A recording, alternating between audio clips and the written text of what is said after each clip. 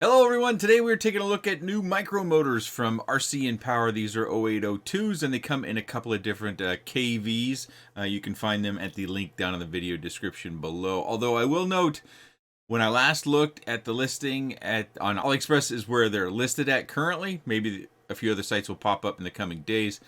I did notice they said 1 and 2S, but none of those KV are low enough to be 2S. So plan these for your 1S builds. And I would say because of their 1mm shaft size, need prop protection, so we're talking whoops. And that's what I tested them in. We're zoomed way in here on the camera, and you can see I've got the cases lined up.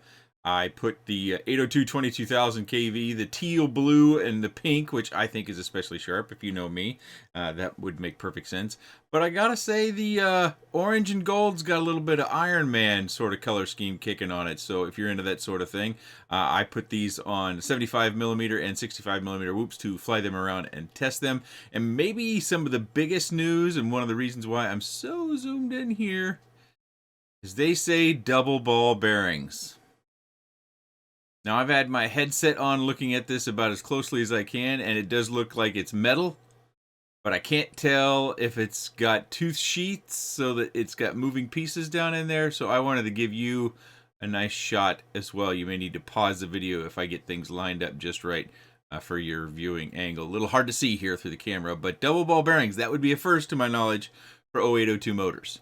But before we get to the flights and anything else, let's take a look at the weight. And before we get to the weight, here's an image I took some time ago of various micro motors that I had on hand at the time, and I kind of stitched them all together. We've got everything from 0802s with 1mm shafts to 1.5mm shafts. We've got 1002s from RCinPower, and we've got the 1102 series up there as well. A couple different iterations of that particular motor, as well as GEP RC iteration of the 1102. So we can see those different weights. I wanted to give you that because it's really the only image I've got where they're all kind of put together. So the RCinPower 802 27,000 kVs weigh 1.94 grams.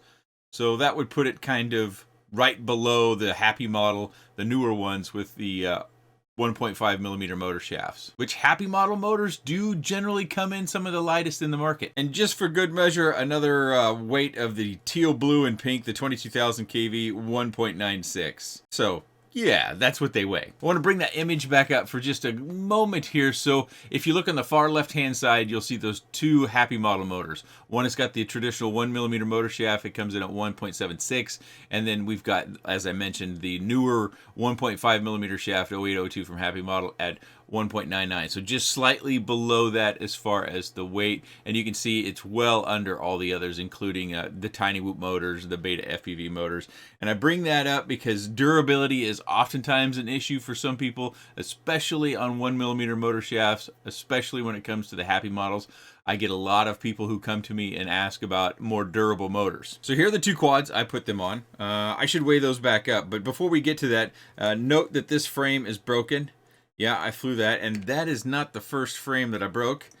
I broke this one, and those motors were on this one as well. I think this is an original like V1 Mobula 7 frame, so I broke this in a couple different places. This went clean off. I don't know where that went. The vacuum that we call Meredith probably sucked it up days later, but I broke this one, and you can see there's a coloration difference between the two. So I think this is V1 and this is like V2, whereas the newer ones are V4s. They're very, very durable, whereas these aren't quite up to the task when it comes to my flight, right? But I bring that up because of the durability factor. On 1mm shafts with these very stiff gym fan props, it's not unusual if you're bashing them up real hard that you'll get a bent motor shaft, but I didn't. Matter of fact, the flight I'm going to show you is after not only I broke one frame, but I broke a secondary frame as well. This one's still flyable, and I kept flying it, and I would repair this and continue to fly it till it just, was either all glue or I had to replace it altogether for some reason. But the flight you're going to see came after the breakages that we have here. And I broke this frame as well, if that tells you anything about maybe my flying or something like that. Again, solid motor shaft, so I'm drawing a little bit of a conclusion from me breaking so many frames, because it's not often that I'll break a lot of frames, but in this particular case I was flying either worse, faster, or harder than I normally do, and I ended up breaking not only the 65mm Beta FPV frame, but this two of the Mobula 7 frames. So I'm thinking that they're pretty good durable motors. At the very least, they won't break on you right away. Okay, our build weight is 23 and a little over a half gram there on the 75mm build. And the 65mm build is just a touch over 21 grams. I mentioned this in the last video, but Weebleed FPV has some really good micro batteries, especially these 450s, and they come in BT20. So if you are a fan of BT20 or you're using it, and I did see where they still had like 80 of these in stock. Of course, I bought 12, and I'm not telling you if I ordered any more or not. But the one thing I need to show you about this, and I did mention it in the last video, is these are actually tighter and smaller batteries. So if you look here, they're pretty loose in our traditional 1S frames. So it's something to be aware of. In my particular case, I would route my batteries this way, and I would actually use the BT20 connector as a method of keeping the battery in there. So when I would have a crash, because I traditionally fly forward, it would pull on that, and the BT20 connection would generally keep my batteries connected. Not the best way to go about it, but that's what I was doing. All right, and away we go. You can tell I'm definitely flying analog, and I'm definitely flying Express LRS. Again, this is on the Whoop that I showed in the frame. I intentionally picked a later flight to make sure I had picked a flight well after I had beaten it up. No, I didn't fly these outside. I've been flying these inside during that period of time that I've mentioned in a couple of videos where my weather was just bad. You know, going outside for more than 15 minutes was kind of difficult on the fingers. I think part of it is my body just hasn't adjusted. Our weather went from being, 72 degrees to in the 30s relatively in short order, so that's difficult to adjust to. So mainly I have been flying the 75mm. If you know me and you know the channel, 75mm is my favorite size of Whoop. I just think it handles the best. Unfortunately, that's probably not the most popular size when it comes to racers, because I think most races are in the 65mm format. I did learn a few other things outside of the Weebleed FPV batteries being very good performers. I went back to my jumper T-Light to fly the 65mm, and I can definitely tell that I am much smoother and more precise using the Zorro radio with the AG01 gimbals. Now, it doesn't mean the AG01 mini gimbals are going to make us better pilots, but I'm definitely smoother. I've probably got used to them, and therefore the hard center detent that the jumper T-Light sticks have, I noticed that, and I could see it in my flight footage how it was a little bit jumpy around on the center stick. Also, I had some difficulties keeping the control as I like, because Express LRS, when you're operating Express LRS time and time again, and then all of a sudden you jump back to FrSky D8 mode, that's rough. And I really felt it, and I had some serious adjustment to doing during those flights. But yeah, I think the motors are pretty solid. I think RCinPower has got a reputation for making pretty hardy motors.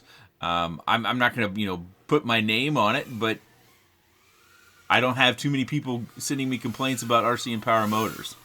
So that's my sample, as well as my sample of beating these frames up within these two Whoops over the last 2+ weeks, and just giving it. Well, I'm not intentionally crashing it. I'm trying to have fun, and crashes happen sometimes when we're having fun. But yeah, I think if you're looking for a more durable motor than the Happy Model motor, the RCinPower motors is one I can suggest. Although they're not inexpensive or free, I'm seeing here on AliExpress. If you shop there, that's the only site I'm seeing them at the moment. We may see more as maybe shipments arrive at some FPV shops all over the country and world. $12.89 per motor, so we're looking at pretty much just $50 US for a set of motors. Not terrible by today's standards, with prices and everything going buck wild over the last year or so. But yeah, I remember when we used to buy motors this size for $8 or $9. That just doesn't happen anymore, does it? I remember when I could get gas for a nickel. An old curmudgeon. By the way, my youngest thought I made up the word curmudgeon. She did not think that was a real word. But I do make up words from time to time. Also make up facts from time to time just to make them check on me. That's a fun little dad thing I like to do I do it with my wife too. It's crazy.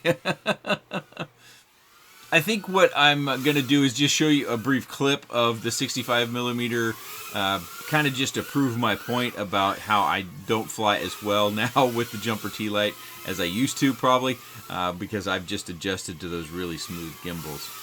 So you can see our flight there at 3 minutes and 51 seconds. That's pretty good. Again, we bleed FPV 450 BT20.